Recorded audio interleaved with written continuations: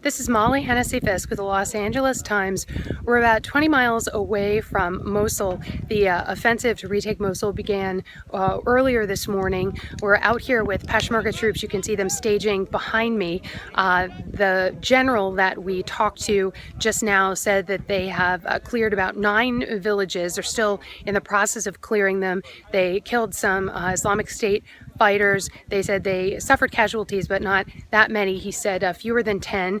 And you can see, I'm going to turn the camera, you can see on the horizon behind me, there's a lot of black smoke. That's where there was a gypsum factory that the peshmerga forces here say Islamic State fighters set fire to in an effort to obscure the skies above. We saw what appeared to have been airstrikes a little while ago and heard some big booms. The peshmerga forces said that the coalition airstrikes have been very helpful to them in making progress as they proceed toward Mosul. They said their goal for today was to take these villages, and they say they've already achieved their goal. It's around noon now. We're going to head into some of these villages and see what is there. They said there have been some mines left behind, some booby traps, and there had been some sniper activity, but they said the area is clear, and so we're going to go ahead.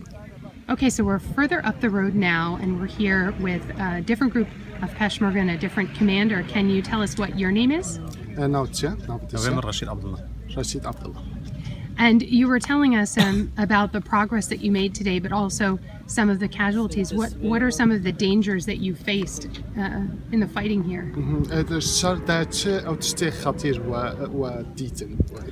الشرطة حالته خطيرة بس حالتي انتحاري وعباء وتنتي دانا نوا أو تشكي بركة حتى في قرص البيش مرجعي شو كديارينا كار انتحاري هات خوكش برك زحمة هات ياد يجي عباء وتنتي برشاوين تشاهكر أو برك أصلا بيت أصلا بيش هذا بيش مرجعي خد شكي تو مقامك يوتل بس سينجي هذا بيش مرجعي نتذكر. The only difficulties we faced is suicide bombers and mines and booby traps, and the only thing that we faced. But for peshmerga, they were fighting harshly, and there was not that resistance from their side. Yeah, and so the ISIS fighters in these towns, he had pointed to these villages that are on the horizon. We can see the smoke rising from them.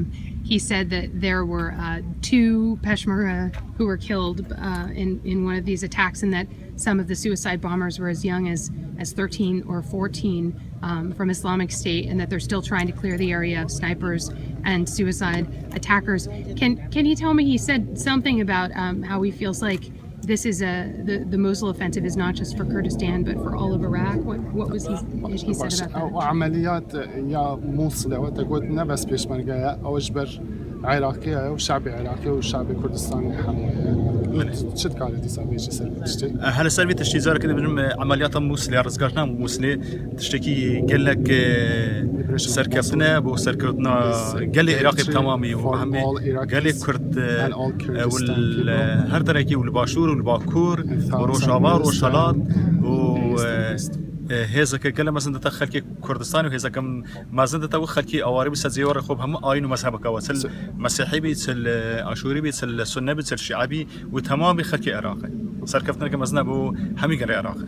After achieving this, so it will be a chance for all those minorities from Christian, Yazidis, and Shabak, other people to return to their villages and to their lands. And those are these villages that they've liberated that we're looking at up here, and we're waiting to see if they can clear them and so that people can move back. Thank you. Thank you, Spassky. Okay, go ahead, explain. You're showing me something here. What is this? This is part of the car that we exploded by our rocket. Okay, so this morning, peshmerga forces, when they were going into one of these villages, they exploded this tank. And they saved a piece of it? Mm-hmm. It was this area that exploded. Yeah, and they're expecting Iraqi security forces, the army, to come in and start within days. What do they think about that? Are they optimistic?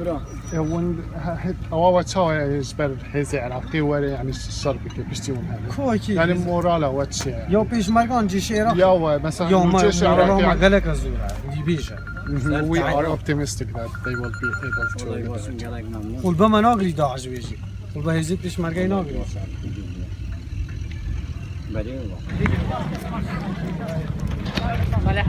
So now we're with the Iraqi army and lining up. Got some special forces here. You can see we've got armored vehicles that we've seen passing us on the highway out here. And troops standing in formation near where we just were on the front lines in these villages. So we went a little further down the road to another village that's sort of abandoned here. There's a bunch of abandoned houses, and we found all of these Iraqi security forces, vehicles and troops, more than 100 troops who are out here with special forces, Iraqi special forces, preparing to go into Mosul momentarily. Their commander just told them, clean your guns, get ready. We're going to go into another town that's near Mosul, and then we're moving into Mosul. He gave them some inspiring words, also some specific instructions on dealing with hazards they might face, like mines and suicide bombers.